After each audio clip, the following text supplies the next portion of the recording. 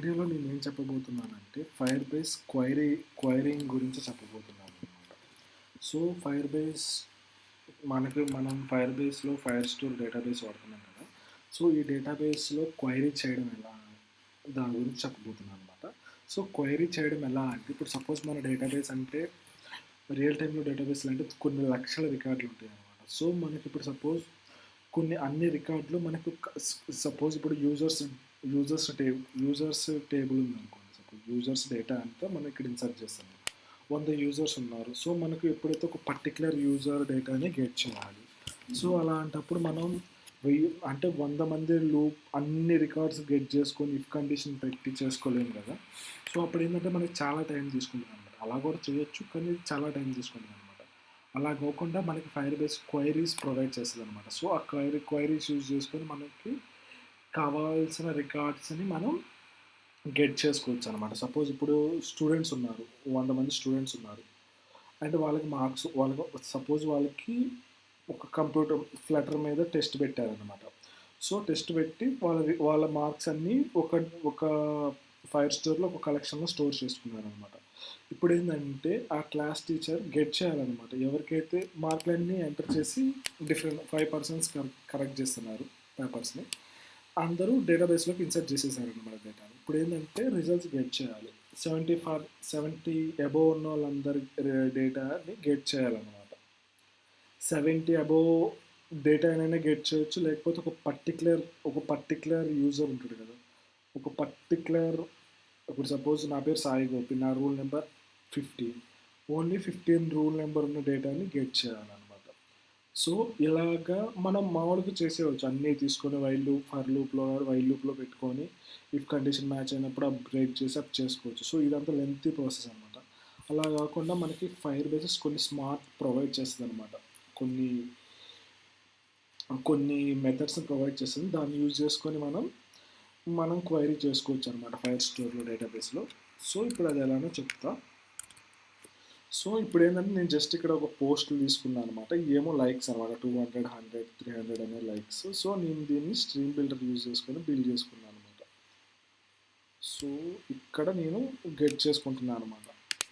So ఈ విధంగా నేను గెట్ చేసుకుంటున్నాను అనమాట. ఇది కలెక్షన్ అనమాట. ఫైర్బేస్ కలెక్షన్ తెలుసు కదా, ఫైర్ స్టోర్ కలెక్షన్, ఇది కలెక్షన్ అనమాట. సో ఇప్పుడు నేను ఏంటంటే ఇక్కడ నుంచి నేను డేటాని ఫెచ్ చేయాలి. ఇప్పుడు దీని మీద క్వైరీని పెట్టాలన్నమాట. సో ఇది మీకు నేను దీన్ని సపరేట్గా పెడతాను.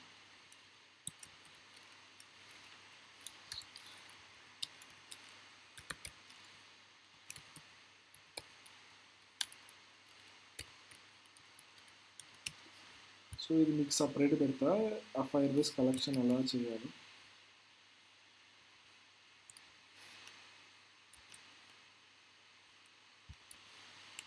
సో ఇది కదా ఇది మన ఫైర్బేస్ కలెక్షన్. సో దీని మీద క్వైరీ పెట్టాలంటే ఎలా అంటే, మనకి వేర్ అనే ఒక ప్రాపర్టీ ఉంటుంది అనమాట. సో వేర్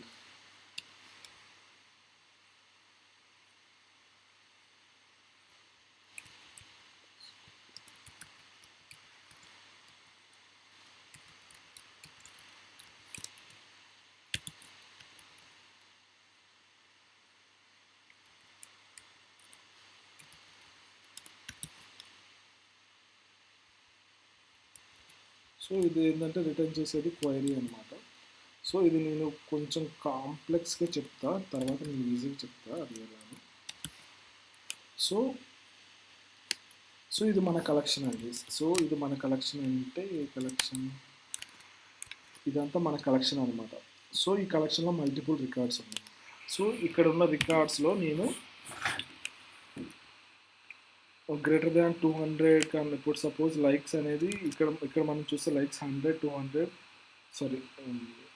200, 10, 30 ఉన్నాయి కదా.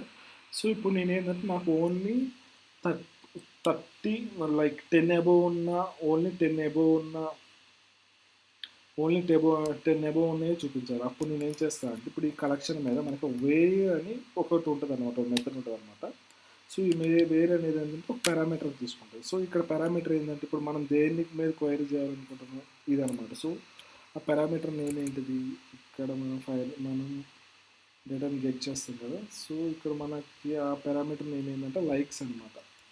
సో ఆ పారామీటర్ని తీసుకోవాలి. అంటే మనం ఏ పారామీటర్ మీద అయితే క్వైరీ రాదు అంటున్నామో ఆ పారామీటర్ అనమాట. సపోజ్ ఇప్పుడు మనం లైక్స్ని కంపేర్ చేసుకున్నాం కాబట్టి లైక్స్ పారామీటర్ తీసుకుంటాం అనమాట. సో తీసుకున్న తర్వాత ఇక్కడ మనకి మల్టిపుల్ అవైలబుల్ ఉంటాయి అనమాట. సో అవి ఏమేంటి అంటే ఇక్కడ అవైలబుల్ ఉండేవి. సో ఇక్కడ మనకి అవైలబుల్ ఉండేవి ఏంటంటే వేర్లో ఈక్వల్ టు అంటే ఎక్కడైతే ఈక్వల్ ఉందో, లైక్ మన equal to suppose equal to అనుకో, ఇక్కడ ఈక్వల్ టు దాన్ని యూజ్ చేసినాం అనుకోండి, ఈక్వల్ టు 200 ఉన్న పోస్టులే కావాలి అంటున్నాం అనమాట. సో ఎక్కడైతే లైక్స్ 200 ఉంటాయో ఓన్లీ ఆ ఒక్క పోస్ట్లో వస్తుంది అనమాట. ఆ విధంగా అనమాట ఈక్వల్స్ టు వర్క్ అయ్యేది. అండ్ లెస్ దాన్ అంటే ఇప్పుడు తక్కువ అనమాట. సో ఇప్పుడు నాకు 30 కన్నా లెస్ దాన్ కావాలనుకోండి, లెస్ దాన్ 30 కన్నా ఉన్న పోస్టులే కావాలి అన్నప్పుడు ఓన్లీ లెస్ దాన్ 30 కన్నా ఉన్న పోస్టులు వస్తుంది. ఒక less than or equal to కావాలనుకోండి, less than or equal to అంటే 30 కన్నా తక్కువ ఉండాలి, 30 కూడా అయ్యొచ్చు. ఒకవేళ అదే మీరు లెస్ దాన్ వాడితే ఏంటంటే ఓన్లీ దానికన్నా తక్కువనే వస్తుంది అనమాట. సో ఆ విధంగా less than, greater than or అరే కంటెంట్. ఒక్కోసారి అరేని కూడా చెక్ చేసుకోవచ్చు అనమాట. సో అరే వాటిలో ఉందా లేదా అవి కూడా చెక్ చేసుకోవచ్చు అనమాట. సో ఈ విధంగా వేర్ని యూజ్ చేసుకుంటాం అనమాట. అట్లా ఈ వేర్లో మనం మల్టిపుల్ యూజ్ చేసుకోవచ్చు అనమాట. సపోజ్ మీకు ఒక స్పెసిఫిక్ రేంజ్ కావాలనుకోండి, సపోజ్ నాకు 30 నుంచి 200 మధ్య రేంజ్ అనుకోండి, అప్పుడు నేను ఏం చేస్తాను అంటే దీన్నే కాపీ చేసుకుంటా. సో కాపీ చేసుకొని ఇప్పుడు నాకేంది 30 కన్నా greater than, so is greater than 30 and less than 200, less than or equal 200.